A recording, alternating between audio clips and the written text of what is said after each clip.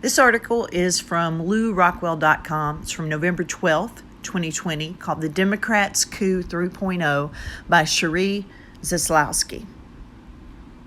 Many people apparently believe this election is like any other, when it is as unprecedented as the response to this year's flu has been.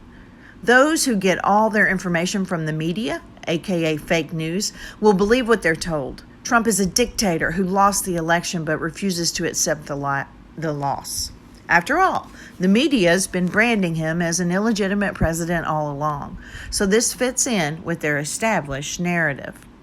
Loyal, gullible Democrat voters, conditioned to regard Trump as that racist, homophobic, xenophobic clown in the White House, must be jubilant at the prospect of finally being rid of him, never imagining that they've inadvertently just voted away their future in favor of a Marxist dystopia, austerity, enslavement, and misery for themselves and their children.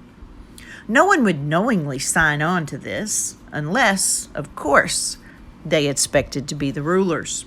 Trump versus Biden, no contest. Interestingly, I've read that Sleepy Joe got more popular votes than any president in our history. That's quite a head-scratcher. How can arguably the weakest nominee who ever ran for the presidency have managed that trick? Biden has nothing to show for his 47 years in government, unless you count his profiteering and scandalous pay-for-play schemes. In fact, this tsunami of votes for him came right on the heels of the breaking news about his drug-addled son, Hunter, blithely selling daddy's influence to communist China, Ukraine, everywhere, for millions of dollars earmarked for the Biden family, including 10% for the big guy. I'd say Biden was also the most corrupt person to ever run for the presidency, but I think we need to bestow that dubious honor on Trump's last opponent, Crooked Hillary. Amen. On the other hand, Trump, in addition to his powerful advantage as the incumbent, has also proven himself to be one of our greatest presidents. His track record would take another 6 pages to recount all the more astounding, as he has accomplished this feat with both hands tied behind his back by the deep state. And unlike most politicians, he actually loves America and the American people. He's fearless, genuine, compassionate, amazingly hardworking, honest, smart, funny, charismatic, and truly an inspiration to millions of Americans who by now love him so much they've started chanting, "We love you," at his recent huge rallies. And I was at the one in Tampa, guys, and the audience did chant that. It was really cool. A Trump's second term, justice for coup plotters. I'd go so far as to say that many Democrats and their assorted globalist pals don't actually hate Trump himself. What they hate is being exposed and being thwarted, and Trump has been brilliant at doing both. They're also fearful. These folks don't want to wait 4 more years. They've committed treason. They're in it up to their eyeballs.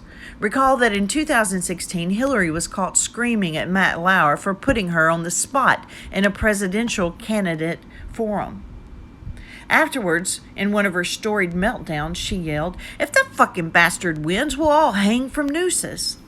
The prospect of the noose is why the Dems in deep state have been so desperate to get Trump out.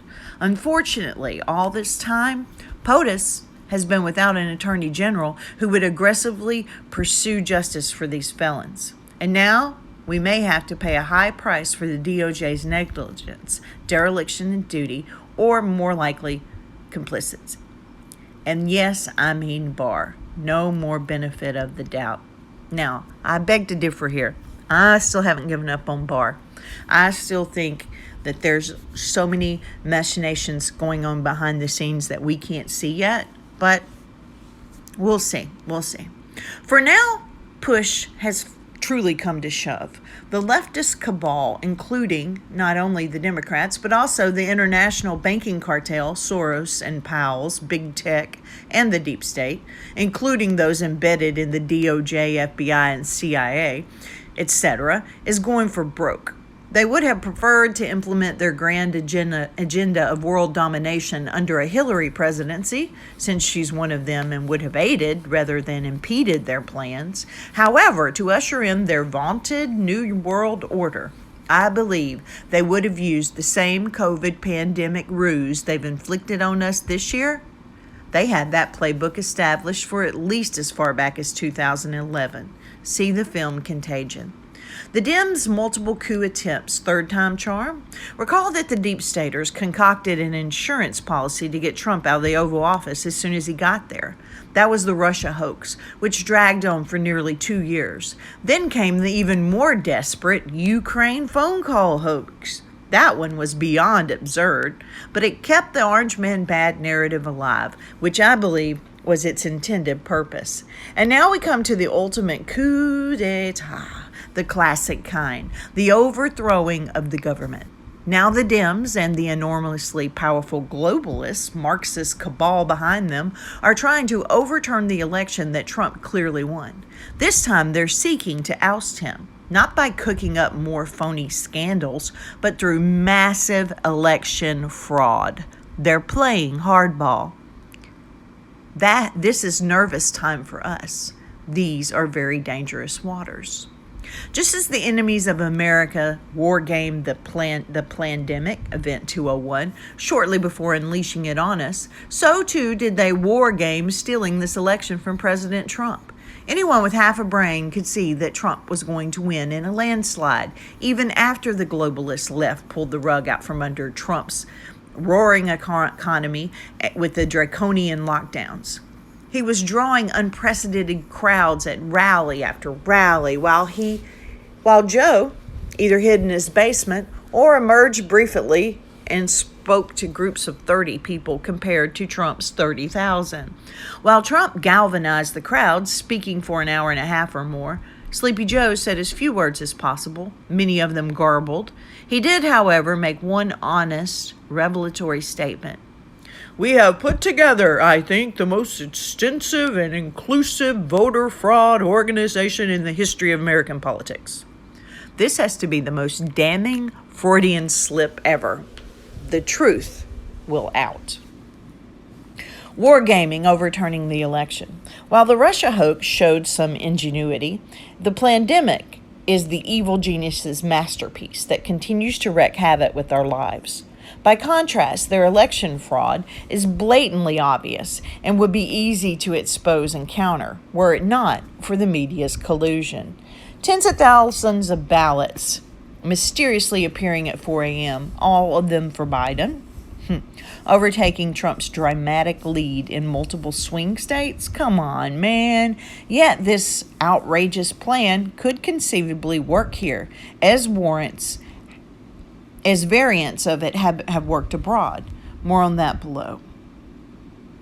The globalist elites' wargaming for this coup was conducted by the Transition Integrity Project, TIP, including strategies for removing Trump if he won the election and replacing him with Biden.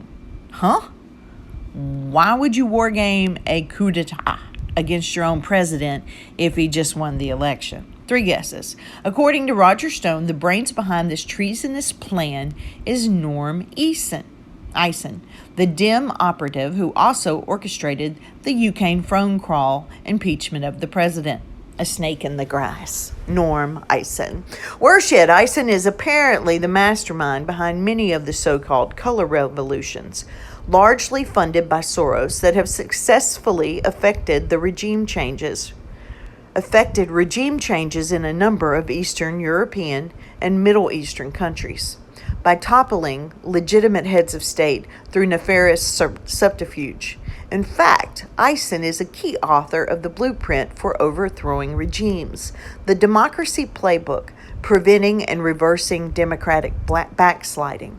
How's that for an Orwellian title? Alarmingly, Eisen and his pals are now bringing their diabolical strategy to our own election and our own president.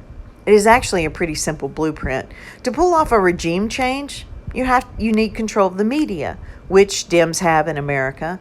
Boatloads of money, I think Soros, etc., and hired thugs who will riot in the street when you give the signal. You spread rumors that the election was fraudulent, and or you mess with the votes to serve your purpose. You mobilize your shock troops of lowlives to stage protests, carrying placards calling for the ouster of the leader you want to overthrow.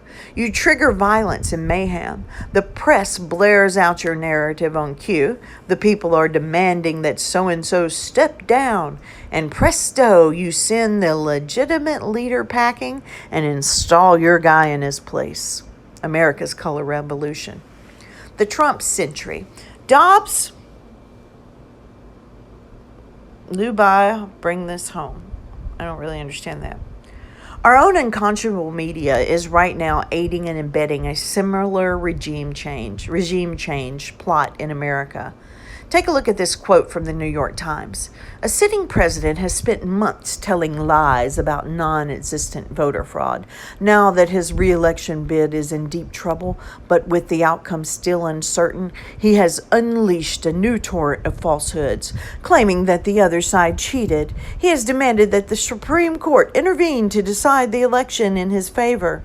And this, in the simplest terms, the President of the United States is attacking the American democracy in an effort to remain in office. But that's how it's done. Convince the public that what they see with their own eyes is false, and what the New York Times, CNN, MSNBC, and the Washington Post tell them is true. Today, November 7th, Joe Biden declared victory, and he and Kamala Harris both gave formal acceptance speeches, though Trump won this election, and the president's team is busily gathering mountains of evidence of election interference and voter fraud by the Dems. It isn't over, folks. It's just phase 3 of the color revolution psyop. Trump can still emerge as our rightful president, but we clearly can't take this for granted. The Times reporter quoted above did make one true statement in the same article.